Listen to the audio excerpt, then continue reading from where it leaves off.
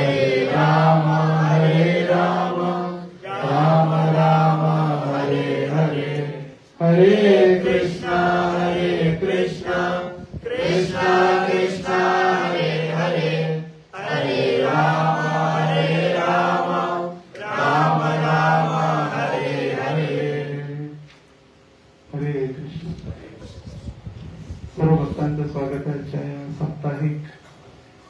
सत्संग कार्यक्रमासाठी नित्यानंद नामहट केंद्र नीलम नगर या ठिकाणी आज आपण चर्चा करणार आहोत। राधिकापती प्रमाणे जे प्रभूजी तुम्ही श्लोक घ्याल तर 12वा अध्याय श्रीमद भगवद्गीतेचा जो उघडला आणि ह्या अध्यायामध्ये भगवंतांनी कोण भक्त मला आवडतो याविषयी सांगितलेलं। तर प्रत्येकाला भगवंतांच्या आवडीचा भक्त बनायचा, बरोबर? कोणाला नको वाटते की मला भगवंतांच्या आवडीचा व्हायचा नाही? प्रत्येकाची इच्छा आहे की राधा दामोदरांनी भगवंतांनी माझ्यावर प्रेम करावं, भगवंतांना मी आवडलं पाहिजे।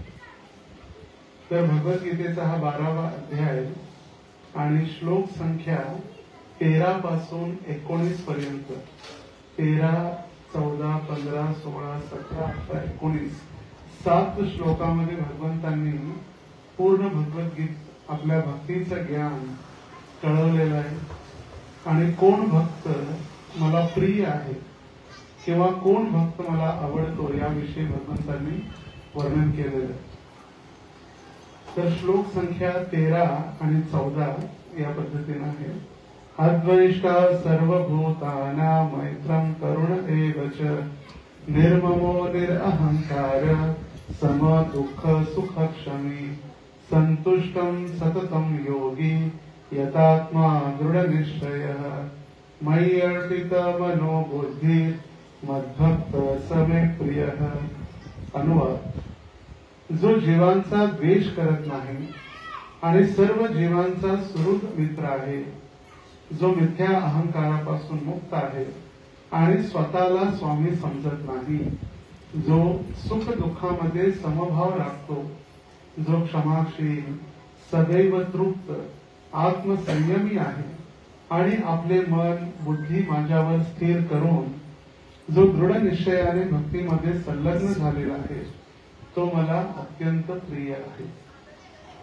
तर हा 13 आणि 14वा। 15व्या श्लोकामध्ये भगवान म्हणतात, यस्मान्नो द्विजते लोको लोकान्नो द्विजते चय हर्षाम हर्ष भयोद्वेग मुक्तो ये स मे प्रियः। ज्यांच्यामुळे कोणीही उद्विग्न होत नाही आणि जो इतर कोणामुळे उद्विग्न होत नाही, जो हर्ष आणि दुःख, भय आणि चिंता यामध्ये समभाव राखतो, तो मला अत्यंत प्रिय आहे। अनपेक्ष सुचिर दक्ष उदासीनो गतव्यतः सर्वारंभ परित्यागी यो मद्भक्त समे प्रियः। पुन्हा तो भगवान म्हणतात की कोण मला प्रिय आहे? जो माझा भक्त साधारण दैनंदिन क्रियावर अवलंबून नसतो, जो शुद्ध, कुशल, चिंतारहित, दुःख मुक्त आणि कोणतेही फल प्राप्त करण्यासाठी महत् प्रयास करत नाही, तो मला अत्यंत प्रिय आहे। यो न दृश्यति न द्वेष्टि न शोचति न कांक्षति शुभाशुभ परित्यागी भक्तिमान्य समे प्रियः। पुन्हा भगवान म्हणते कोण मला प्रिय आहे? जो हर्षितही होत नाही, जो दुखी होत नाही, शोकही करत नाही आणि आकांक्षाही करत नाही आणि ज्याने शुभाशुभ गोष्टींचा त्याग केला आहे असा भक्त मला अत्यंत प्रिय आहे। समो शत्रो च मित्रे च तथा मानापमानयो शीतोष्ण सुख दुःखेषु समसंग विवर्जितः तुल्य निंदा स्तुतिर्मौनी संतुष्ट येन केनचित् अनिकेतः स्थिरमति भक्तिमान मे प्रियो नरः। जो मनुष्य शत्रू आणि मित्र यांच्यामध्ये समान असतो, जो मान अपमान, शीत उष्ण, सुख दुःख, स्तुती निंदा यामध्ये समभाव राखतो, जो कुसंगापासून नेहमी मुक्त असतो, सदैव शांत आणि जे काही मिळेल त्यामध्ये संतुष्ट असतो, जो घरादाराची काळजी करत नाही, ज्ञानामध्ये स्थित आहे आणि भक्तीमध्ये संलग्न झालेला आहे, तो मला अत्यंत प्रिय आहे. यो मे भक्त प्रियो नरः. आणि असा भक्त मला प्रिय आहे. आता 7 श्लोकांमध्ये 1, 2, 3, 4, 5 वेळा भगवंताने म्हटलं की असा भक्त मला प्रिय आहे, असा भक्त मला प्रिय आहे, असा भक्त मला प्रिय आहे. तर जर आपल्याला भगवंतांचा प्रिय व्हायचा असेल तर या ठिकाणी स्पष्ट रूपाने भगवंतांनी कशा पद्धतीने आपण भगवंतांना प्रिय होऊ शकतो हे सांगितले. तर सर्वप्रथम भगवंत या श्रृंखलेची सुरुवात करत आहे. अद्वेष्टा म्हणजे द्वेष रहित, दुसऱ्या जीवाबद्दल जो कधीही द्वेष करत नाही. मैत्र करुण एवच, जो सर्वांचा मित्र असतो. जसं षड गोस्वामींविषयी सांगितलेलं आहे. नाना शास्त्र विचारणैक निपुणो सद्धर्म संस्थापको धीर धीर जन प्रिय प्रिय करो निर्मत्सरो पूजितो. गोस्वामी फक्त भगवंतांच्या भक्तांनाच आवडत नव्हते. धीर अधीर जन प्रिय करो निर्मत्सरो पूजितो. त्यांचा कुणीही मत्सर करत नव्हता किंवा ते कुणाबद्दल मत्सर करत नव्हते. मत्सर म्हणजे आपलं चांगलं व्हावं आणि दुसऱ्याचं वाईट व्हावं ही भावना, त्याला म्हटलेलं आहे मत्सरता. तसं एक व्यक्ती होता आणि शिवजींची तो भक्ती करत होता आणि शिवजी प्रसन्न झाले. आणि शिवजी प्रसन्न झाले म्हटले काय वरदान पाहिजे सांगतो. तर म्हटलं भगवंता तुम्हाला तर माहितच आहे मी किती गरीब आहे, माझ्याजवळ काय नाही. तर भगवंतांनी म्हटलं शिवजींनी ही घंटी घे, एक मोठी घंटी बेल दिली त्याला आणि म्हटले घंटी वाजव, तुझ्या मनात जी काही इच्छा असेल ती पूर्ण होईल. पण शिवजी म्हणाले तुला एक याच्यामध्ये असा आहे नियम किंवा अट आहे की जेव्हा तू ही बेल वाजवशील तुला एक घर भेटेल तर बाजूच्याला 2 घरं भेटतील. तुला एक गाडी भेटेल तर बाजूच्याला 2 गाड्या भेटतील. तुझ्या घरात 2 सेवक असतील तर बाजूच्या घरात 4 सेवक होतील. तर यांनी विचार केला तर शिवजींना काय बोलावं. तपस्या केली मी, कष्ट मला झाले, मला घंटी भेटली पण बाजूच्याला का, म्हणून त्यांनी रागाने ती घंटी कोपऱ्यात फेकून दिली. आता किती मूर्खता आहे, सगळं त्याला प्राप्त झालं असतं पण दुसऱ्याला मिळते म्हणून त्यांनी आपली गरिबी आणि आपले कष्ट सोडले नाही आणि ती घंटी कोपऱ्यात ठेवली आणि भिक्षा मागणं त्यांनी चालूच ठेवलं. एक दिवस जेव्हा त्याची पत्नी घर सफाई करत होती, जसं दसऱ्याला महाक्लिनिंग, दसरा काढानं महाक्लिनिंग स्वच्छता, तर त्या स्वच्छतेच्या दरम्यान ती पत्नी ती सफाई करते वेळी अगदी भुकेलेली होती आणि प्राय तिला इतकी भूक लागली, ती भुकेनं कासावीस होती आणि हे ब्राह्मण देव भिक्षा मागण्यासाठी गेलेले घरी आले नव्हते.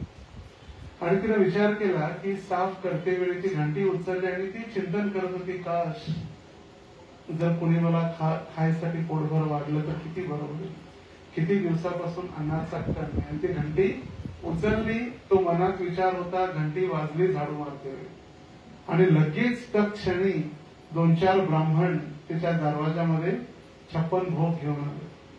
आनंदित झाली, तिला कळालं नाही कुठून आलं. ते म्हणजे त्याला कसं तरी आलं, त्याला पोट भरून घेऊ. आणि भोजन झाल्यानंतर तिने विचार केला कसा अचानक आला. मग तिला वाटते घंटी वाजल्यामुळे झाले की काय. मग तिनं जे इच्छा होत्या घरात सगळ्या मागवल्या, घर, गाडी, बंगला, घोडा, सगळं जे काही पाहिजे. ब्राह्मणदेव आल्याबरोबर त्याला कळाल्या काहीतरी गडबड झालेली आहे. तिने सर्व इच्छा आपल्या त्या घंटीद्वारे पूर्ण केली आणि आशुतोष श्री शिवजींनी त्यांची इच्छा पूर्ण केलेली. आता हा ब्राह्मण आल्यानंतर त्याला इतका द्वेष आणि मत्सरता होती, त्याने लगेच घंटी वाजवली. म्हटली माझा एक डोळा फुटू दे, म्हणजे बाजूच्याचे 2 डोळे. माझा एक पाय तुटू दे, म्हणजे बाजूच्याचे 2. माझ्या दरवाजा समोर एक मोठी विहीर तयार होऊ दे, म्हणजे बाजूच्या दरवाज्यात 2 विहिरी. आणि तो बिचारा मग दोन्ही डोळे नसलेला, दोन्ही पाय नसलेला सरकत येऊन विहिरीत पडावा. याला म्हटलेलं मत्सरता. आपलं चांगलं होणार त्याच्यापेक्षा दुसऱ्याचं कसं वाईट होईल ते. पण भगवान म्हणत आहेत तो मत्सर रहित असतो. त्यानंतर मिथ्या अहंकारापासून, अहंकार म्हणजे मी भगवंतांचा सेवक आहे, जीवेर स्वरूप आहे कृष्णेर नित्यदास, हा शाश्वत अहंकार आहे. अभिमान, शाश्वत अहंकार की मी भगवंतांचा सेवक आहे, ही आपली स्वरूप स्थिती आहे. पण मिथ्या अहंकार म्हणजे काय, जे मी नाही ते समजणं, स्वतःला अगदी एक उच्च कोटीतील व्यक्ती समजणं, किंवा मी महान आहे समजणं, किंवा माझ्या समोर सगळे तुच्छ आहेत समजणं, त्याला म्हटलेलं आहे मिथ्या अहंकार, जो कायम न टिकणार आहे, कधी टिकत नाही. खोटा अहंकार म्हणजे मिथ्या.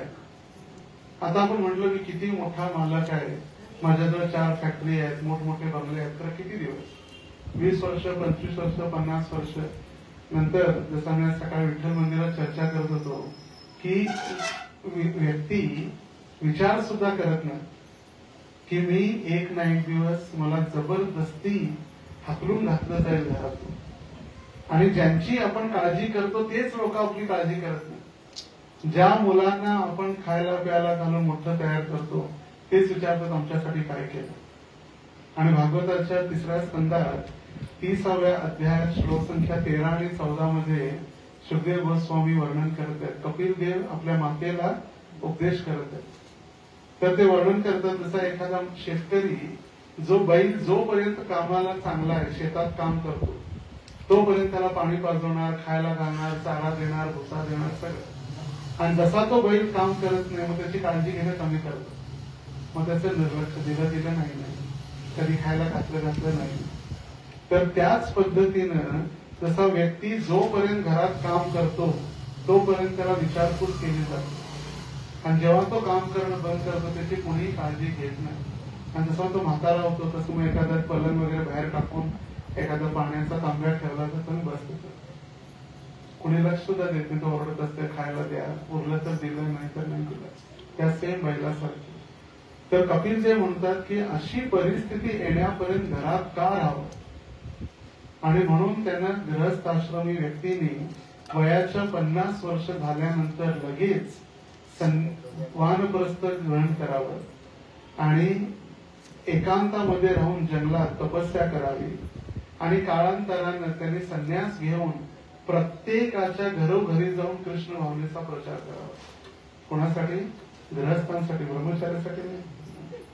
कारण आपण जर नाही गेलं घरातून बाहेर तर अशी परिस्थिती येईल की आपली मुलं आपल्याला जबरदस्ती हाकलून जेव्हा काय करायला घरात काय केलं आमच्यासाठी.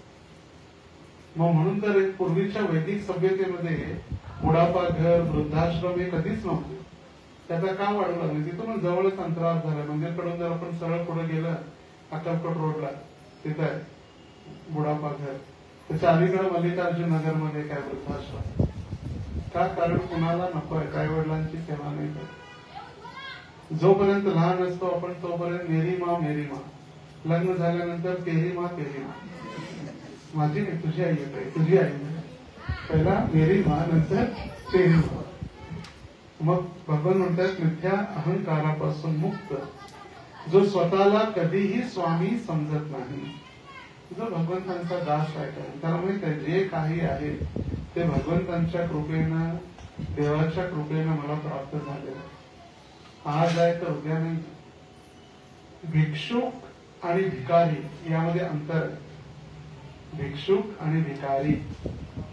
भिक्षुक म्हणजे ज्याच्याजवळ असेल आणि नसलं तरी तो भगवंतांवर आश्रित आहे.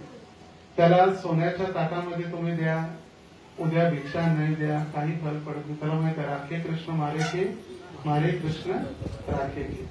आणि भिकारी म्हणजे ज्याच्याजवळ सर्व काही आहे तरी सुद्धा त्याला अजून पाहिजे, तो कधी संतुष्ट होत नाही, त्याला म्हटलेलं आहे भिकारी. जसं वृंदावन मध्ये भिक्षुक आहेत, त्यांना भिक्षा देण्यासाठी जवळजवळ 1-1, 2-2 वर्ष वेटिंग लिस्ट आहे. भिक्षा देण्यासाठी, घ्यायसाठी नाही. घ्यायसाठी तर भरपूर आहे, देण्यासाठी.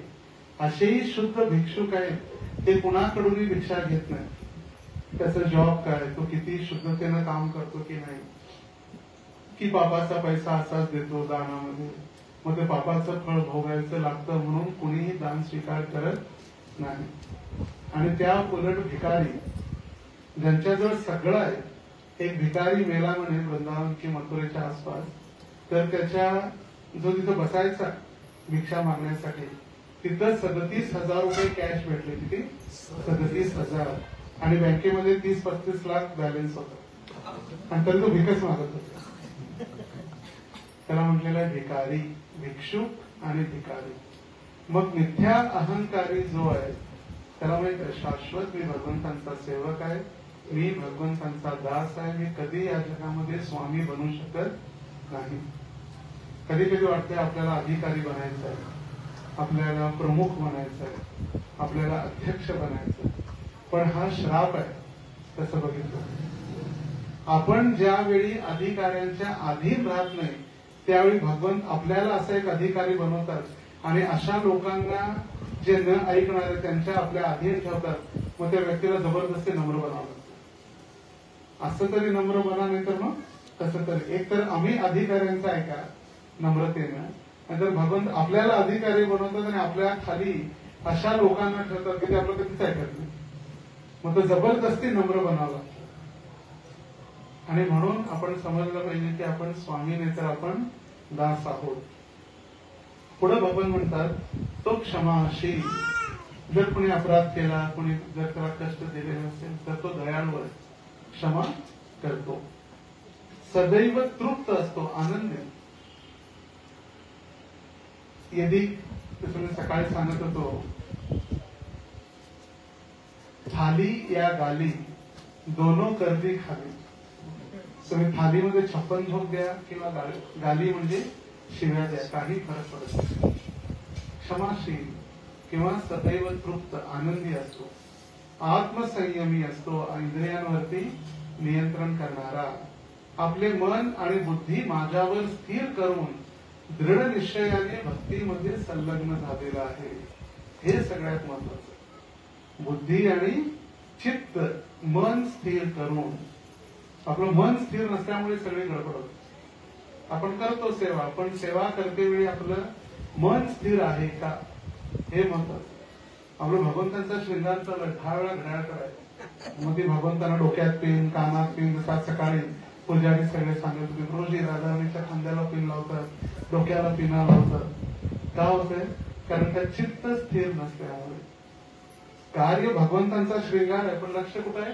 घड्याळामध्ये आहे. लवकर जायचं आहे, कामाचा वेळ झाला, 8 वाजता तिथं जायचं आहे, तिथून डबा घ्यायचा आहे, त्याच्याकडनं पैसे घ्यायचे आहेत, मंगळवार आहे, उद्या बुधवारी पेमेंट द्यायचं, तेच चिंतन चाललेलं.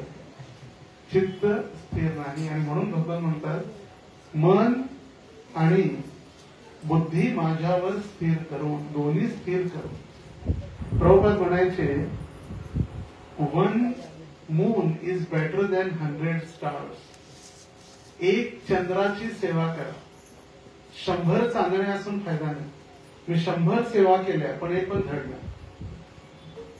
सांगितलं झाडू मारायसाठी, झाडू मारला, कचरा इथं थोडा, इथं थोडा, तिथं थोडा, तिथं थोडा, साफसफाई केली, घेतला कचरा केली. जसं राधेश्यामपुर एक उदाहरण देत होते. एका युवकाला सांगितलं, म्हणजे संध्याकाळी प्रवचन आहे, डिवायस डिस्कवर युअरसेल्फ, आत्मसाक्षात्काराचं विज्ञान, ते प्रवचन होणार आहे. आणि त्या प्रवचनामध्ये काय करा? साफसफाई करा. तर त्या भक्ताने म्हटलं करू नको, संध्याकाळी 7 वाजता लेक्चर आहे ना. त्याला सकाळी सांगितलं किती वाजता? 9 वाजता. 11ला विचारलं झालं का? म्हणजे बोलली संध्याकाळी आहे. करू ना, काय गडबड आहे, संध्याकाळी. मग त्याला दुपारी 12-1 वाजता प्रसाद घेताना विचारलं, प्रसाद घेऊन करू ना, काय गडबड आहे, लांब आहे, वेळ आहे. 5 वाजता विचारलं, प्रभूजी 2 तास आहेत अजून, 2 तास किती काय काय होणार. मग 6:45 वाजता जायचं, इकडे तिकडे थोडं झाडू मारायचं, कपड्यात ते पत्रा ठेवला, तिथं पिशवी ठेवली, तिकडे झालं. नंतर विचारलं काय प्रभूजी चांगली साफसफाई झाली. प्रभूजी 15 मिनिटात काय काय करू मी? 15 मिनिटात काय काय मजा करून अपेक्षा करतात. सकाळी सांगितलेलं. मग हे जे आहे हे स्थिर नसलेलं कार्य. दिवसभर टाइमपास केला, 6:45 मिनिटं 15 मिनिटात मी काय काय करू? पुढे भगवान सांगताय असा भक्त मला प्रिय आहे. पुढं ज्यांच्यामुळे कोणीही उद्विग्न होत नाही. उद्विग्न म्हणजे आपल्यामुळे दुसऱ्याला कष्ट होत नाही, दुसरा व्यक्ती दुखी आणि त्याला त्रास होत नाही, त्याला म्हटलेलं आहे उद्विग्न. कारण वैष्णव जे आहेत, पर दुखे दुखी पर सुखे सुखी. दुसऱ्याचं दुःख बघून आपल्याला दुःख व्हायला पाहिजे. जर दुसऱ्याचं कष्ट बघून आपल्याला आनंद होत असेल तर मग आपण अजून वैष्णव झालेलो नाही. आपलं जप करून करून, कधी कधी म्हणतो ना आपण, 30-30 वर्षापासून मी जपमाळ सॉफ्ट झाली, जप करून करून करून करून, पण हृदय सॉफ्ट झालं नाही. हृदय तसंच तसंच राहिलं. जर दुसऱ्याविषयी, जीवाविषयी, दुसऱ्या भक्ताविषयी आपल्याला दुःख, आपल्याला कष्ट होत नसेल, जेव्हा सांगितलं जातं कुणी वैष्णव आपल्यामधून जातात, गुरुजन आपल्यामधून आपल्याला सोडून जातात, त्यावेळी इतकं दुःखी झालं पाहिजे की साक्षात आपले माता पिता, आपले कुटुंबातील सदस्य जसं गेल्यानंतर दुःख होतं, तसं दुःख वैष्णवांसाठी झालं. जसं नारद मुनी 7व्या स्कंदात वर्णन करतात युधिष्ठिर महाराजांना की गृहस्थ आश्रमीयांसाठी फक्त आपल्या घरातील मुलंच कुटुंबीय सदस्य नाही. किडे, मुंग्या, झुरळ, पाली ते सुद्धा आपले कुटुंबीय सदस्य आहेत. आणि त्यांना देखील आपली कुटुंबातील व्यक्तीप्रमाणे काळजी घेणं आवश्यक आहे. त्यांना मारायचा अधिकार नाही.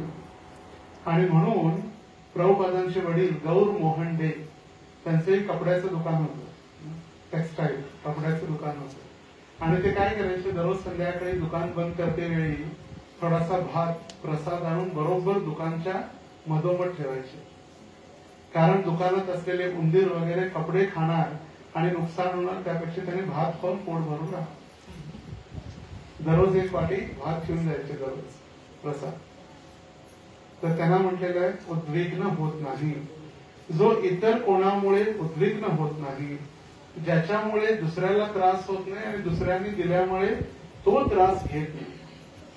तरी काही लोकांची अशी प्रवृत्ती असते, जाणून बुजून त्रास द्यायचा, त्याला उस्कवणं म्हणतात. जाणून बुजून त्रास देऊन त्याला विचलित करणं समोरच्या व्यक्तीला. तर दुसऱ्यांनी दिलेल्या त्रासामुळे तो विचलित होत नाही. जो हर्ष आणि दुःख, हर्षामहर्ष भयोद्वेग, जो हर्ष, दुःख, भय आणि चिंता यामध्ये समभाव राखतो. आज जर कोणी 56 भोग दिला तरी स्वीकार आहे. उद्या सकाळी चारू भोग दिला तरी तो आनंदी आहे. तो विचलित होते, मला आज भेटलं, मला हे का भेटलं नाही, ते का भेटलं नाही. भगवंतांच्या कृपेनं जे काही प्राप्त झालेलं आहे, राखे कृष्ण मारे के, मारे कृष्ण राखे. भगवंतांच्या कृपा आशीर्वादानं जे काही प्राप्त झालेलं आहे. जसं कधी कधी मी सगळ्या नवीन घरकुलमध्ये सुद्धा सांगत होतो, कधी कधी चांदीच्या ताटात भोजन मिळतं, कधी कधी पत्रावळी सुद्धा मिळत नाही. कधी कधी चांदीच्या ताटामध्ये भोजन वाटलं जातं, कधी कधी पत्रावळी सुद्धा नशिबात नसते, गर्दी वगैरे असते. कधी कधी असे उत्सव मंदिरात प्रसादला लेट झालं, प्रभूजी संपला प्रसाद, मग संध्याकाळी म्हणजे भेटलं, नाही भेटलं, नाही भेटलं, मग काय. मग कधी कधी फक्त भाजी खाऊन पोट भरा, कधी कधी फक्त चारू भोग आहे, तर कधी कधी फक्त चपाती आणि गुळ खाऊन पोट भरा. कारण की भगवंतांच्या कृपेनं जे काही भेटलेलं आहे, स्वतः त्याचा त्रास करून घेणे नाही. आणि जेव्हा गुरु महाराजांसोबत वगैरे मोठमोठ्या कंपनीमध्ये किंवा मोठमोठ्या लोकांच्या घरी, जे करोडपती लोक आहेत त्यांच्या घरी लोकांच्या साधू संत येतात, त्यावेळी त्यांना वाटते की आपण त्यांची चांगल्या पद्धतीनं सेवा करावी. तर चांदीच्या ताटामध्ये भोजन वाढलं जातं. आणि त्यांना जर आपण म्हटलं या तुम्ही पण बसा आमच्यासोबत भोजन करा, तर ते म्हणा महाराज हमारे जीवन में कहाँ इतना सौभाग्य, हमको तो डॉक्टर ने बोला है दाल, मूंग की दाल और बिना तेल की रोटी खाने के लिए, बिना तेलाची चपाती आणि मुगाची डाळ.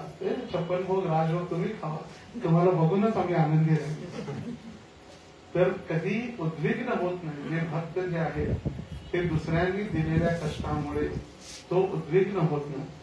उलट हे आपण समजलं पाहिजे की जे काही आपल्याला कष्ट होत आहेत मग ते संस्थागत नाही, स्वतःसाठी. जर कोणी संस्थेला जर काही कष्ट देत असतील तर त्याच्यासाठी निर्णय घेणं, त्याला दंड देणं ते भाग पडलं जातं. पण स्वतःला जर काही कष्ट असतील वैयक्तिक, तर सगळ्यात बेस्ट आपण सहन करायचं. कारण जितकं आपण सहन करणार तितकं आपण भगवंतांच्या जवळ प्रगतीशील होणार. कारण आपण जे पेरलेलं आहे तेच उगवलं जातं. शुद्ध बीजापोटी फळे रसाळ गोमटी. आपण जे बीज लावलेले आहे तेच आपल्याला तशी फळं भेटणार आहेत. आपण जर काट्याचं बीज पेरलेलं आहे आणि आपण आंबे येणार पण वाढ बघत असले आंबे कधी येणार, कधी नाही येणार आहे आंबे. कारण बीज आपण कसं लावलेलं आहे, काट्याच्या झाडाचं काटेरी झुडूप लावलेलं आहे, तर तिथं काटेच आहे. तर अनादी काळापासून जे आपण कर्म केलेले आहेत त्या कर्माची फळं आपल्याला येणं प्रकारे आहे. कधी कधी आपली काहीच चूक नसते.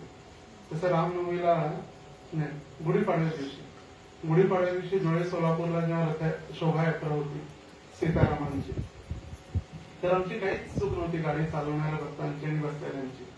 एकटा आला टू व्हीलरवाला, थांबला, शिव्या दिला, जोरात घाण शिव्या दिला, निघून गेला. काहीच चूक नव्हती. आम्ही तर थांबलेलोच होतो तिथं ट्रॅफिक मध्ये. तो समोरला दिसत नाही का, घाण शिव्या दिल्या आणि निघून गेला. आता ते आपल्या कर्माची फळ आहे.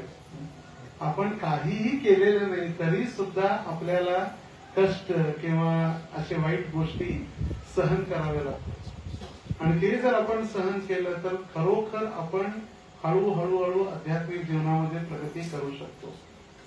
जसं मी उदाहरण देतो की आश्रम मध्ये विशेष करून जर कोणी अरे म्हटलं, भांडण चालू झाले, वादावाद चालू झाले, अरे, दुसऱ्याने म्हटला का रे, तर मग भगवंताला हार आणि तुरे देऊन घरी पाठवतात. मग हार तुरे कधी देतात? लग्नामध्ये. म्हणजे लग्नात हार घालतात आणि तुरे देतात. हातामध्ये जो गुलदस्ता असतो जर हातात अरे का रे ने हार तुरे. तर त्यासाठी जितकं आपण सहन करणार तितकं आपण भक्तीमध्ये प्रगती करणार. आणि म्हणून हर्ष, दुःख, भय, चिंता, समाधान राखतो तो अत्यंत प्रिय आहे.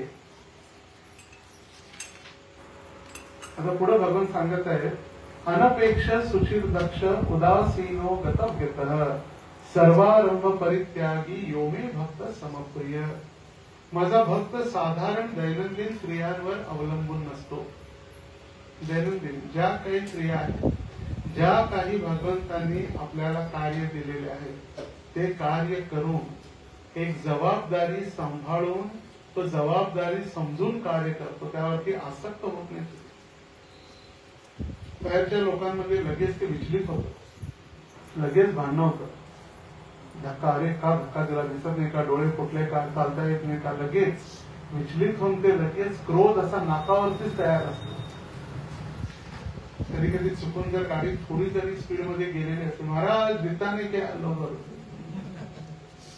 आणि विशेष करून जे भौतिकवादी लोक आहेत त्यांना सहन होत नाही की साधू संत असे मोठ्या गाडीत करत आहेत आणि आम्ही रस्त्यावरती आहे, आम्ही टूर, ते कामधंदा नाही करत, ते बसले. त्यांना का ऐश्वर्य, तर ती जी ईर्ष्या आहे. त्यामुळे भक्तांना त्या ईर्ष्या, द्वेष काय नाही, जेही भगवंतांच्या कृपेने आपल्याला प्राप्त झालेलं आहे त्यामध्ये संतुष्ट राहून आपली जबाबदारी पुरवणं, पण आसक्त होणे, जबाबदारी पूर्ण करणं. कधी कधी भक्तांना वाटते की अरे कोण आहे संसारात राहणार, किती कष्ट आहे संसारात, चलो छोडो घरबार, चलो हरिद्वार, चला वृंदावनात जाऊन राहू, वृंदावनात राधे राधे. तर रघुनाथ दास गोस्वामी सुद्धा वृंदावनात जायसाठी तयार होते. आणि चैतन्य महाप्रभू म्हटले, मरकट्ट वैराग्य दिखाइया, लोक दिखाइया. हे माकडासारखं वैराग्य लोकांना दाखवायची काही आवश्यकता नाही. घरी जा, घरी जाऊन जी जबाबदारी दिलेली आहे ती जबाबदारी पूर्णपणे पार पाडा. आणि जेव्हा भगवंतांची कृपा होईल क्रमे क्रमे हळूहळू भगवंतांच्या जवळ तुम्ही निश्चित पोहोचाल. आणि म्हणून रघुनाथ दास गोस्वामीला त्यांनी घरी पाठवलं. त्यांना म्हटलं चला आता आला, बरं झालं, जाऊ आपण. नाही म्हटलं जी जबाबदारी आहे तशीच आपल्याला सुद्धा जी जबाबदारी आहे, विशेष करून गृहस्थ आश्रमामध्ये आपल्या कुटुंबियांची काळजी घेणं, त्यांच्या उदरनिर्वाहाची काळजी घेणं. उदरनिर्वाह म्हणजे त्यांच्या भोजनाची व्यवस्था, त्यांना सुविधा देणं हे कर्तव्य आहे.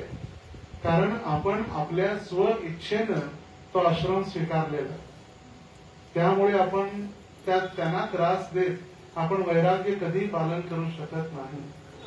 त्यांची काळजी घेणं, रोज मुलांना वेळ देत नाही, मी मंदिरातून जप करत असतो, चुकीचं आहे. प्रभुपाद म्हटले भक्तांच्या घरी जे जन्माला आलेली मुलं, they are not ordinary childrens, they are Vaikuntha childrens. ते वैकुंठातून आलेली प्राप्त झालेली मुलं आहेत. शुचिनाम श्रीमताम गेहे योगो भ्रष्टो विजायते. जे मोठमोठे ऋषी साधू मुनी जे आहेत ते काही कारणास्तव एन केन प्रकारेण प्रतभ्रष्ट झाले आणि म्हणून मग त्यांना एका श्रीमंत कुटुंबाच्या घरात किंवा एखाद्या भक्ताच्या घरात जन्म मिळतो. शुचिनाम श्रीमताम गेहे योगो भ्रष्टो भी जायते. थोडाफार पथभ्रष्ट झाल्यामुळे आणि भक्तीतून पतन झाल्यामुळे त्यांना मग भक्तांच्या घरामध्ये पुन्हा जन्म मिळतो भक्ती पूर्ण करण्यासाठी. कधी कधी मंदिरात बघा ना, जे 5-5, 7-7 वर्षाचे मुलं नरसिंह आरती म्हणतात, कीर्तन करतात, महाप्रसाद म्हणतात आणि आपली 27, 37, 47 वर्ष जरी झाली आपल्याला महाप्रसाद म्हणता येत नाही. नरसिंह आरती म्हणा म्हटलं की सूर एका ठिकाणी, ताल एका ठिकाणी, तो मृदंग पूर्वेला, आपला आवाज पश्चिमेला, करताल दक्षिणेला जातो. का तसं होतंय? कारण ती मुलांनी भक्ती जिथं संपवलेली आहे तिथूनच त्यांना ते प्रारंभ होते आणि जी काही भक्ती राहिलेली आहे ती पूर्ण करण्यासाठी भगवंत त्यांना मार्गदर्शन करतात. कधी कधी भक्तांच्या घरामध्ये मुलं जन्म घेतात, 6 महिने 1 वर्ष राहतात, देहत्याग करतात. आपल्याला दुःख वाटते, दुःख आहे ते आपल्यामध्ये नाहीये, पण तेवढीच त्यांची भक्ती राहिलेली होती, तेवढाच त्यांना कृष्ण प्रसाद भक्तांचा संघ घ्यायचा होता, ते पुन्हा निघून जातात. आणि त्या उलट ज्यांची कर्म वाईट आहेत ते मरता मरत नाहीत लवकर. लोकांना वाट बघायला लागते, लवकर मरे ना बाबा, गळा तर दाबू शकत नाही, विष घालून मारू शकत नाही, कष्ट आहेत, हे पण मरत नाही, आम्हाला पण त्रास, त्याला पण त्रास. मरणारा मरत नाही, आम्हाला पण किती कष्ट होते. कारण कुठे जाऊ शकत नाही व्यक्ती, घरात एकटं सोडून जाऊ शकत नाही, लोक काय बोलतील हा विचार. त्यामुळे कधी कधी इतके कर्म वाईट असतात की भगवंत सुद्धा त्याला घेऊन जात नाही. आणि म्हणून म्हटलेलं आहे, जो आवडे सर्वांशी तोची आवडे देवासी. जो सगळ्यांना या जगात आवडतो त्यालाच लवकर भगवंत घेऊन जातो, कारण त्याला सगळ्यांना आवडतं, भगवंतांना सुद्धा आवडतं. आणि जर आपलं भगवंतांच्या भक्तांशी जर चांगले संबंध असतील, जर आपले प्रिय नाती जर इथं असतील तर भगवंतांना घेऊन जायला काहीही अडचण नाही. जर आपलं इथंच रिलेशन चांगले नाही भक्तांशी तर मग भगवंतांच्या धामात जाऊन आपण भांडण करणार, तिथं पण आपण वैर करणार. आणि त्या ठिकाणी वैकुंठ असल्यामुळे त्या ठिकाणी भांडण, त्या ठिकाणी द्वेष, त्या ठिकाणी नाहीच. त्यामुळे आपल्याला भगवंत घेऊन जात नाही, राहा इथंच राहा. म्हातारा झाला 10 वर्ष बेडवर पडून रात्र इथंच राहा, गिरोक लवकर. पुढे भगवान सांगतायत, जो शुद्ध, कुशल, चिंतारहित आणि दुःखमुक्त. शुद्ध म्हणजे स्वच्छ, 2 कारणाने, एक शारीरिक स्वच्छता आणि एक मानसिक आंतरिक शुद्धता. शारीरिक शुद्धता कशामुळे होते? व्यवस्थित कमीत कमी दिवसातून 2 वेळा स्नान करणं, शुद्ध धुतलेले कपडे वापरणं. मग ते फाटके असले तरी चालतील पण नेटके असणं आवश्यक आहे. असेच लाभ मारून तिथंच पुन्हा टाकणं, तेच घाण झालेले घालणं, त्याच्यावरती झोपणं, तिथंच बसून खाणं, तिथंच सगळे अपवित्र कार्य करणं, हे सगळी शुद्धता नाही. त्याला अशुची म्हटलेलं, शुची नाही. शुची म्हणजे ज्या ठिकाणी आपण झोपतो कुठल्या बरोबर लगेच पोछा मारणं. अगोदर वैदिक पद्धतीमध्ये हे फर्निचर वगैरे नव्हते, आजकालचे बेड, सोफा वगैरे काही नव्हते. लोक झोपायचे, अंथरूण गोळा करून वर ठेवायचे माळ्यावर आणि लगेच पोछा मारायचे. आजकाल ते बेड एवढे फिक्स करून ठेवलेले आहेत बेडरूम मध्ये, कधी बेडरूम मध्ये गेल्यानंतर मग ते बेड बोलत आहे, झोप आता लवकर, माझा उपयोग कर. बघा ना, कधी कधी जप करत बसा टेम्पल हॉल मध्ये किंवा आपल्या भगवंतांसमोर आणि जप करत बेडरूम मध्ये जा, लगेच मन सांगतो, अरे फार लवकर उठला, दिवसभर सेवा आहे, आता जर नाही झोपलं तर काय होणार? चक्कर येईल, उपवास आहे, चक्कर येण्याची शक्यता आहे, थकवा येण्याची शक्यता आहे. काम करता माळ बाजूला ठेव, आता झोपून घेतो. त्याला म्हटलंय तमोगुण. कारण ते झोपणं म्हणजे तमोगुणाचं लक्षण. तर ते पुन्हा त्याच्यातच राहणं, उठल्यानंतर जरी क्वचित बेड वगैरे असेल तर आपण झोपून उठल्यानंतर लगेच ते बेडशीट टाकतो. कमीत कमी बेडशीट तरी चेंज करणं आवश्यक आहे. भोजन झाल्यानंतर ती जागा साफ करणं आवश्यक आहे. संध्याकाळच्या वेळी ज्यावेळी शिवजी आपल्या भूत पिशाच प्रेत योनींसोबत फिरत असतात, त्रिसंध्या जी संध्याकाळची वेळ असते, त्यावेळी भोजन करू नये, स्नान करू नये सांगितलं जातं. चुकीचे कार्य करू नये, इंद्रिय तृप्ती करू नये. का? कारण शिवजींबरोबर त्यांचे पार्षद फिरत असतात आणि जे काही चुकीचं कार्य करतात त्यांना मग देऊन टाकतात ना, म्हणजे तू भूत पिशाच आहे, तू याच्या शरीरात जा. आणि म्हणूनच तर दितीला संध्या समयी गर्भधारणा झाली आणि हिरण्याक्ष आणि हिरण्यकशिपू जन्माला आले, चुकीच्या वेळी गर्भधारणा केल्यामुळे. तर ती आहे शुद्धता. ही बाहेरील शुद्धता झाली. अंतरिंग शुद्धता कशी होते? ज्यावेळी आपण भगवंतांचं नाम जप करतो, भगवंतांची कथा कीर्तन करतो, कीर्तन ऐकतो, भगवंतांविषयी कथा श्रवण करतो, त्या श्रवण कीर्तनाद्वारे आपलं हृदय शुद्ध होतं. त्याला म्हटलेलं आहे अंतरंग शुद्धी. एक शारीरिक शुद्धी आणि हृदयापासून अंतरंग शुद्धी. कुशल म्हणजे तो हुशार आहे, पागल नाही. जे काही कार्य दिलेलं आहे बुद्धिमानीनं, कुशलता, कौशल्य, वेगवेगळ्या भक्तांजवळ असलेल्या कला भगवंतांच्या सेवेत लावणं. कोणी पेंटिंग करण्यामध्ये एक्सपर्ट आहे, कोणी कुकिंग करण्यामध्ये एक्सपर्ट आहे, तर कोणी भोजन करण्यामध्ये एक्सपर्ट आहे. भोजन करण्यामध्ये एक्सपर्ट. इतकंच काय, जे बंद पडलेलं घड्याळ सुद्धा 2 वेळा बरोबर वेळ दाखवते, सकाळी आणि रात्री. बंद पडले घड्याळ, समजा आता संध्याकाळचे 8:15 झाले, घड्याळ बंद पडलं, रात्री 8:15 पण बरोबर घड्याळ दाखवतं आणि उद्या सकाळी 8:15 पण. तर बंद भटलेलं घड्याळ सुद्धा 2 वेळा चांगला वेळ दाखवतं. तर मग प्रत्येकाकडे असलेली थोडीफार कला सुद्धा आहेच.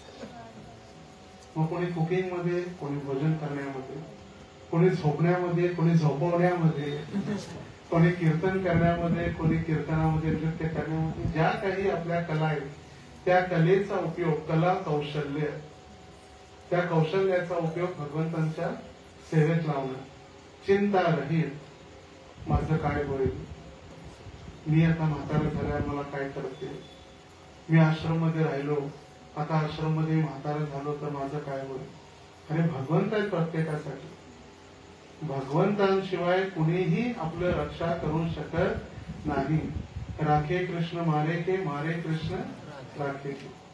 ज्यांनी भगवंतांनी जर कुणाचं रक्षण करायची जबाबदारी घेतलेली असेल तर त्याला कुणीही मारू शकत नाही. आणि ज्याला भगवंतांनी मारायचं ठरवलेलं आहे त्याला कोणीही वाचवू शकत नाही. विधी का विधान त्यालाच म्हटलं. जसं एक पोपट होता, पोपट, पॅरेट, पोपटच ना.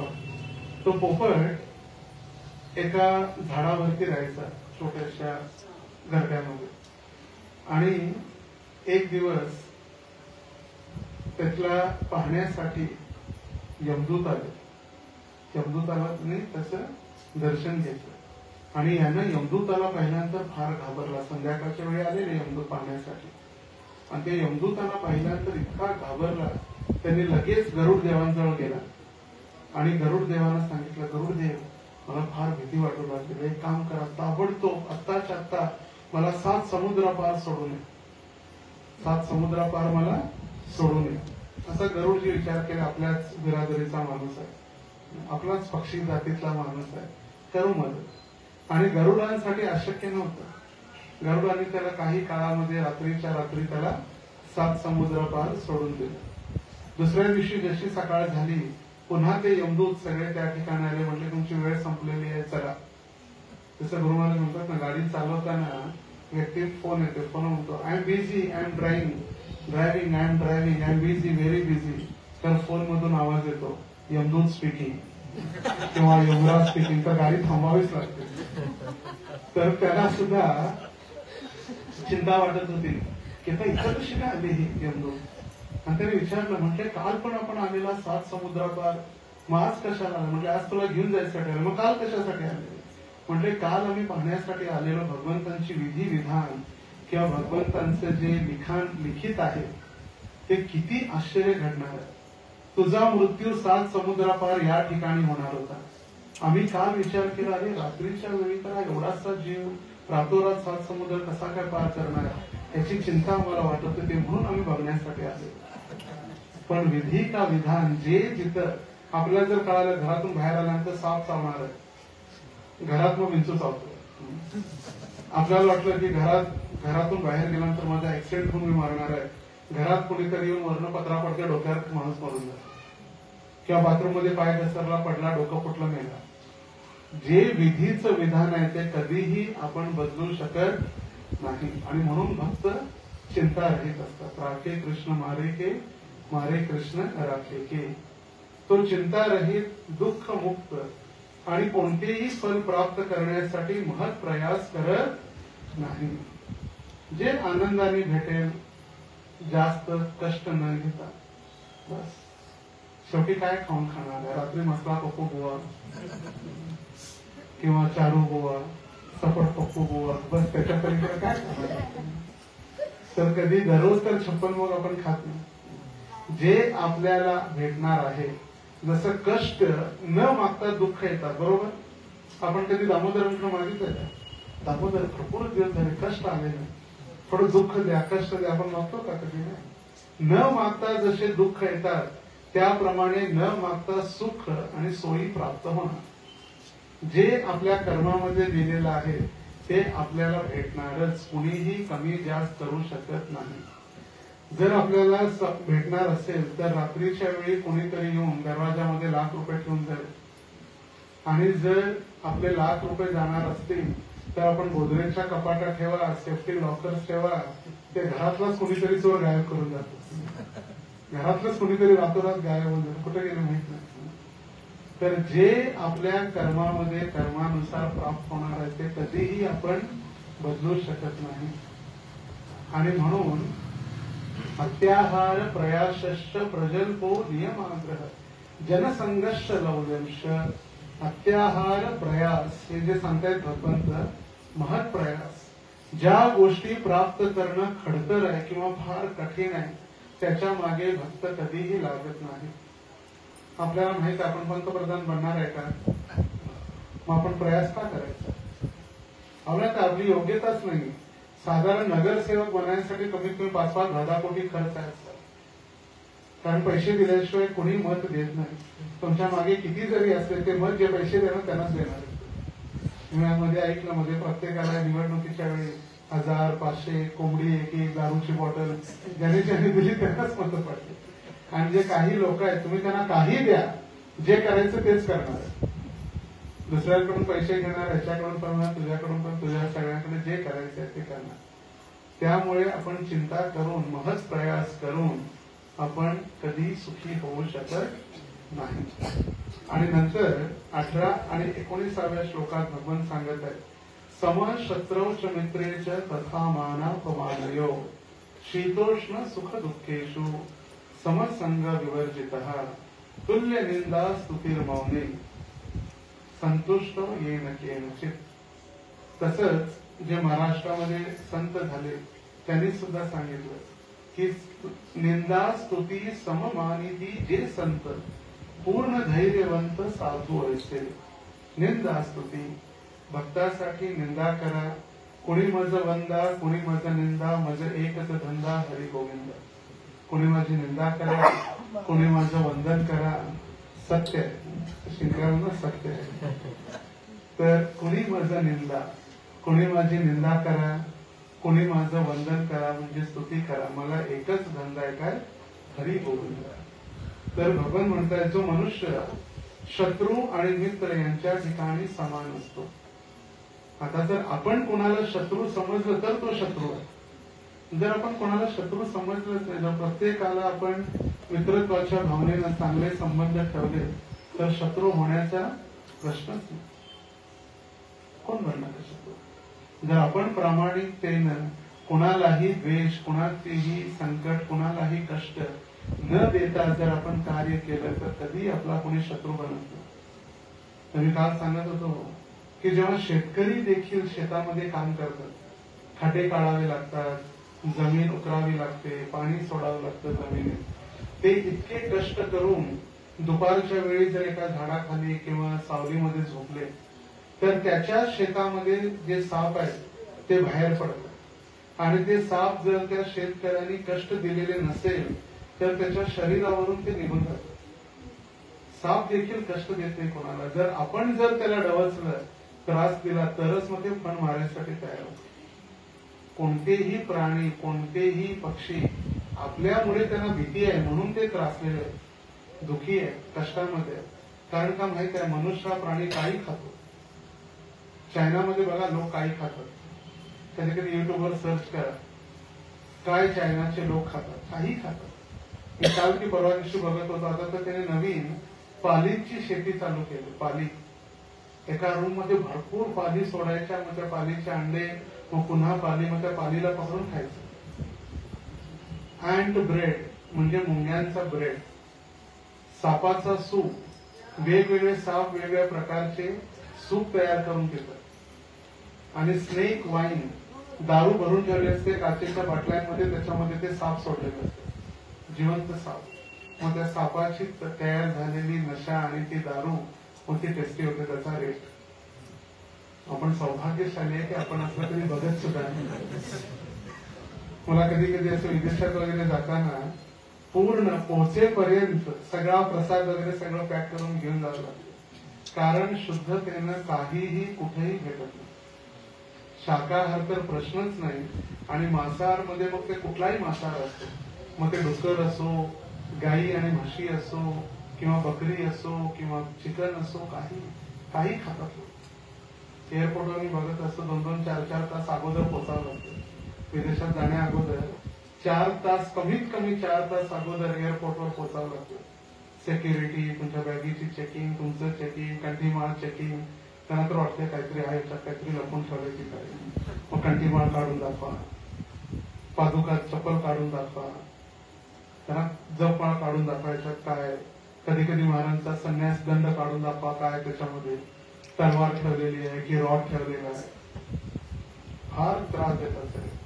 तर 4-4 तास तर म्हणजे दिसते सगळे लोक काही खात असतात, काही त्याला म्हणजे नीती नियम काही नाही. दारू फ्लाईट मध्ये विकतात, दारू पितात.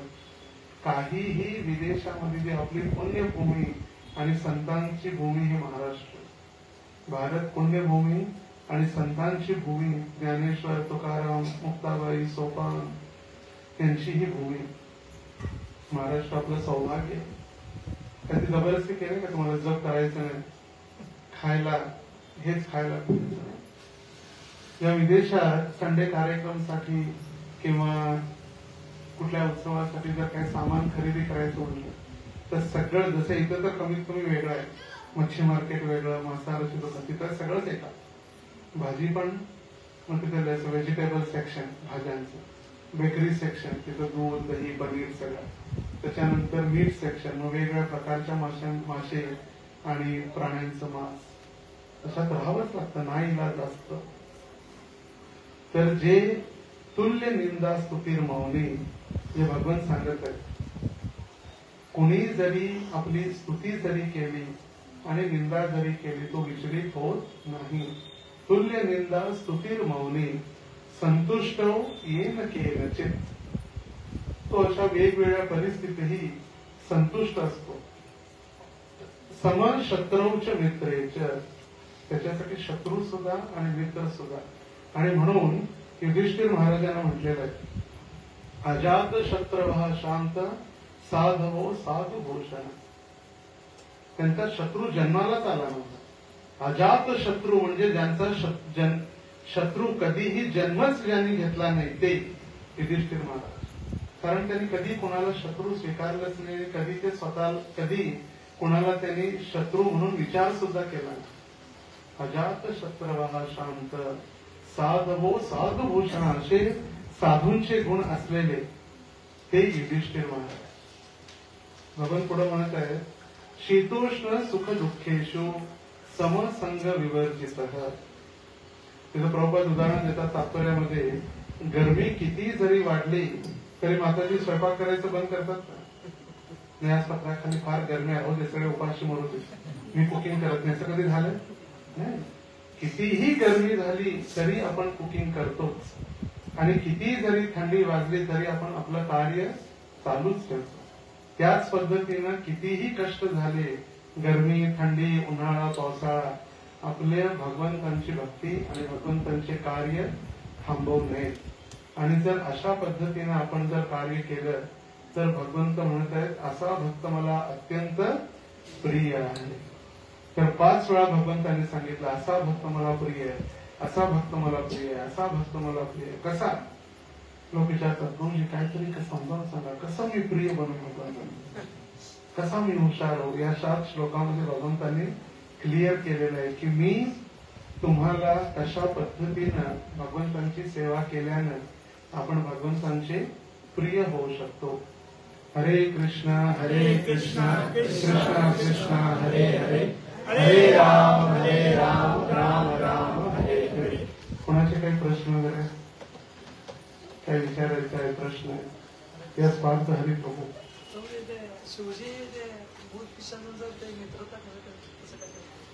भूत व पिशाची मित्रता नाही, ते शिवजी हे तमो गुणाचे अधिष्ठाता देव. जसं वेगवेगळ्या गुणांचे अधिष्ठाता भगवंतांनी जबाबदारी दिलेली. रजोगुणाची जबाबदारी आणि सेवा ब्रह्माजींजवळ आहे. रजोगुण म्हणजे पॅशनेट, काहीतरी करायला पाहिजे, काहीतरी बिल्डिंग, काहीतरी रचना, मग ते ब्रह्माजी सृष्टीची उत्पत्ती करतात आणि भगवान विष्णू सृष्टीचं पालन करतात. कारण पालन करण्यासाठी अगदी शांत राहणं आवश्यक आहे. शांत स्थिर राहून त्या सृष्टीचं पालन करणं. आणि शिवजी तमोगुणाचे अधिष्ठाता असल्यामुळे त्यांना तमोगुणी जे पार्षद आहेत त्यांचे भूत पिशाच आणि आत्मा हे सगळे त्यांचे पार्षद आहेत.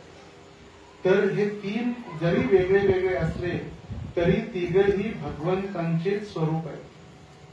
ब्रह्मा, विष्णू आणि महेश भले 3 वेगवेगळ्या गुणांची सेवा करत असले तरी तिघही सरते शेवटी एकच आहे. जसं ब्रह्माजी प्रार्थना करतात ब्रह्मसंहितेमध्ये की दधी, एक श्लोक आहे, क्षीरम यथा दधी विकार विशेष योगात संजायते नहि ततः पृथगस्ति हेतो यह शंभुतामपि तथा समुपैति कार्या गोविंदमादि पुरुषम तमहं भजामि. जर भगवंत दूध असतील तर शिवजी दही आहे. भगवंत दूध आहेत आणि शिवजी दही आहे. क्षीरम यथा दधी विकार विशेष योगात, दुधामध्ये जेव्हा काहीतरी विकार उत्पन्न होतो त्यावेळी दही बनतं. दुधापासून दही बनते, तर दह्यापासून दूध बनत नाही. म्हणून भगवंतांपासून उत्पन्न होतात शिवजी. भगवंत दूध आहेत आणि शिवजी दही आहे. आणि त्या तमोगुणाची सेवा त्यांनी स्वतः स्वीकारलेली आहे. त्यांना डिस्टर्ब व्हायचं नाही. आपल्याला घरात राहायला आवडते की स्मशानात राहायला आवडतं? घरात राहायला. गोंधळगडात आवडते का? कधी जाऊन लवकर वापस येऊ, भीती वाटते, रात्र झाली करायला होतं, इंटी गोयान जल्दी. तर स्मशानामध्ये ते राहतात का? कारण तिथं कुणीही त्यांना डिस्टर्ब करत नाही. नंबर 1. नंबर 2, ज्या ठिकाणी ते राहतात त्या ठिकाणी त्यांचे पार्षद असल्यामुळे त्यांच्या जवळ कोणी जात नाही. नंबर 3, जेव्हा त्यांचे शिवजींचे भक्त आराधना करतात, पूजा करतात, शिवजींचं नाव आहे आशुतोष, लगेच प्रसन्न होणार आहे. घे बा, तुला काय पाहिजे? मुलगी पाहिजे घे, लग्न करायचं आहे, दागिने पाहिजे घे, घर घे, बंगला घे, जे पाहिजे ते घे, मला डिस्टर्ब करू नको. का? त्यांना राम नामाचा जप करायचा. त्या राम नामाच्या जपामध्ये डिस्टर्ब होऊ नये म्हणून तुला जे पाहिजे ते घे आणि लवकर निघून जा. ते लगेच संतुष्ट होऊन जे काय पाहिजे ते देतात. आणि या सृष्टीचे ते रक्षक किंवा जेलर आहेत. जेलर, जसं जेलचा एक जेलर असतो, सुप्रिटेंडंट ऑफ जेल. भगवंत आहेत पंतप्रधान किंवा राष्ट्रपती, शिवजी ते जेलर आहेत. आणि त्या जेलरची पत्नी कोण आहे? दुर्गा.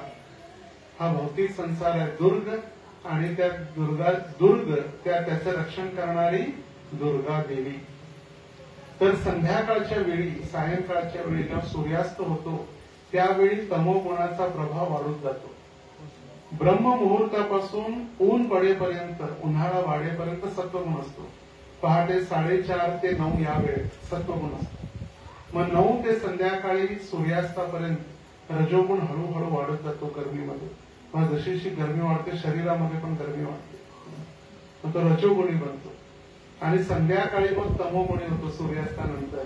आणि त्या तमोगुणाच्या वेळी शिवजी नंदी बैलावरती बसून भूत पिशाचांना आपल्या सोबत घेऊन पृथ्वीमध्ये किंवा ब्रह्मांडामध्ये प्रदक्षिणा करतात. आणि म्हणून सांगितलं जातं संध्याकाळच्या वेळी खाऊ नये, संध्याकाळच्या वेळी झोपू नये, संध्याकाळच्या वेळी आंघोळ करू नये, संध्याकाळच्या वेळी वाचत बसू नये, डोळे सुद्धा खराब होतात, भोजन केलं तर पोट खराब होतं.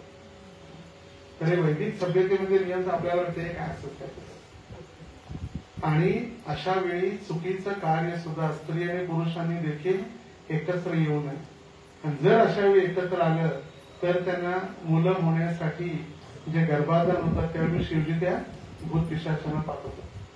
भागवतांचा 3रा स्कंद आहे आणि 3ऱ्या स्कंदामध्ये अध्यायाचं नावच आहे दितीची संध्या समयी गर्भधारणा. संध्याकाळी तिने गर्भधारणा केली. आणि कश्यप मुनीने सांगितलं बघ म्हणजे मी सांगून सुद्धा चुकीच्या वेळी तू गर्भधारण केलं. आणि म्हणून जे मुलं जन्माला येणार आहेत ते आसुरी प्रवृत्तीचे मुलं जन्माला येतील. आणि ते झाले हिरण्याक्ष आणि हिरण्यकश्यप. तर ती शिवजीने जबाबदारीने घेतलेली सेवा आहे. म्हणजे अशाही लोकांचा आहे जिसका कोई नाही उसका भोलेनाथ है, नाथों के नाथ भोलेनाथ. तर सर्व भक्तांचं धन्यवाद. इतक्या मोठ्या संख्येनं आपण एकत्रित झालात आणि विशेष करून इतकं मोठं आयोजन केलं, मोठ्या फेस्टिवल सारखं आयोजन आणि सगळ्यांसाठी महाप्रसाद देखील. तर उद्या एक दिवस आहे, शुक्रवार पासून सच्चिदानंद प्रभूंचं प्रकृतीचे 3 गुण याविषयी सेमिनार आहे. प्रत्येक भक्तासाठी कंपल्सरी आहे आणि विशेष करून दीक्षित भक्तांसाठी सगळ्यांसाठी. आणि त्या वेळेमध्ये सुद्धा बदल केलेला आहे. अगोदर 8 ते 10 होतं, मग 10 वाजता प्रसाद देतो प्रभूजी, मग घरी जा लेट होतं, शाळा आहे, परीक्षा आहे, त्यामुळे 7 ते 9 केलं. शार्प सकाळी 7 वाजता क्लास चालू होईल, 9ला संपेल, 9ला ब्रेकफास्ट प्रसाद. संध्याकाळी 5ला चालू होण्याऐवजी आता 6:30ला ठरलं. प्रभूजी ऊन आहे, गरमी आहे, शाळेतून मुलं येतात, त्यांना घ्यायचं असतं, कामावरून यायला लेट होतंय, काम लवकर संपत नाही, म्हणून 6:30 ठेवलंय. 6:30 ते 8:30 आणि 8:30 वाजता देखील फुल प्रसाद आहे. त्यामुळे माताजींना पण चिंता नाही, 8:30 वाजता येणार, कधी स्वयंपाक कधी करणार, कधी जेवायला करणार, प्रसाद घेऊनच आहे. त्यामुळे प्रत्येक भक्तांसाठी तसं जेव्हा प्रभूंच्या सेमिनारसाठी आपल्यापैकी जर कोणी गेले असतील 8,000 10,000 चार्जेस आणि 5-5 6-6 दिवसाच्या सुट्ट्या होतात परगावी गेल्यामुळे. आता आपले जॉब पण होते, सुट्टी पण होत नाही आणि फक्त 200 रुपये ते पण प्रसादसाठीच आहे. 5 वेळेचा प्रसाद, शुक्रवार सकाळ संध्याकाळ, शनिवार सकाळ संध्याकाळ आणि रविवारी सकाळी 8 ते 11 गावे. तर सर्वांनी जे दीक्षित भक्त आहेत, दीक्षा घेणारे आहेत, जप करणारे जे भक्त आहेत, सर्वांसाठी हे विनंती आहे की सर्वांनी अधिक आपले नाव द्या आणि या कार्यक्रमामध्ये भाग घ्या. त्यानंतर 11 मेला नरसिंह जयंती आहे. आपल्या भक्तांचं, सर्व भक्तांच्या भक्तीचं रक्षण करणारे नरसिंहदेव प्राकट्य 11 मे रोजी. आणि 29 जून जगन्नाथ बलदेव सुभद्रा महारानी की मोठ्या प्रमाणात शहरामध्ये जगन्नाथ, मोठे जगन्नाथ, मोठे बलदेव, मोठे सुभद्रा, मोठा रथ आणि मोठा उत्सव. तर सलग प्रत्येक महिन्यामध्ये एक आता उत्सव आहे. एप्रिलमध्ये, मे मध्ये आणि जून मध्ये. तर पुन्हा एकदा सर्व भक्तांचा धन्यवाद. आणि जसं मी सांगितलं की येत्या 2 महिन्यासाठी अमेरिका, युरोप, लंडनचा प्रवास आहे. मी 60 ते 65 दिवस नाही, तर त्या काळात सर्वांनी मंदिरात जाऊन आपापल्या नित्य सेवा, मग ते बॅकअप असो, पूजारी ड्रेसिंग असो, कुकिंग असो, क्लिनिंग असो, सब्जी कटिंग असो, त्या सर्व सेवा व्यवस्थित पार पाडण्याची जबाबदारी सगळ्यांची आहे. जेव्हा जेव्हा आपल्याला मंदिरातून संदेश भेटेल सेवेसाठी, तो गेला नाही मी जात नाही, ते नाही गेले मी कशाला जाऊ नये, प्रत्येकाने आपापल्यानुसार वेळेने जाऊन सेवा करणं आवश्यक आहे. आणि सर्वांनी मिळून राधा दामोदरांच्या चरणी प्रार्थना करायची आहे की ज्या राधा पंढरीनाथांच्या मंदिराच्या भूवैकुंठ प्रकल्पासाठी ज्या सेवेसाठी जात आहे ती सेवा लवकरात लवकर पूर्ण करून, तसं आपण आता सत्संग हॉल तर नाहीये, सत्संग केंद्रामध्ये बसलेलो आहे, तसंच राधा पंढरीनाथांचा टेम्पल हॉल लवकर पूर्ण करून श्रील प्रभुपाद आणि गुरु महाराजांना अर्पण करायचंय. तर सर्वांनी एक वेळा हरे कृष्ण महामंत्र म्हणून आपण प्रार्थना करू. हरे कृष्णा कृष्ण कृष्ण हरे हरे, हरे राम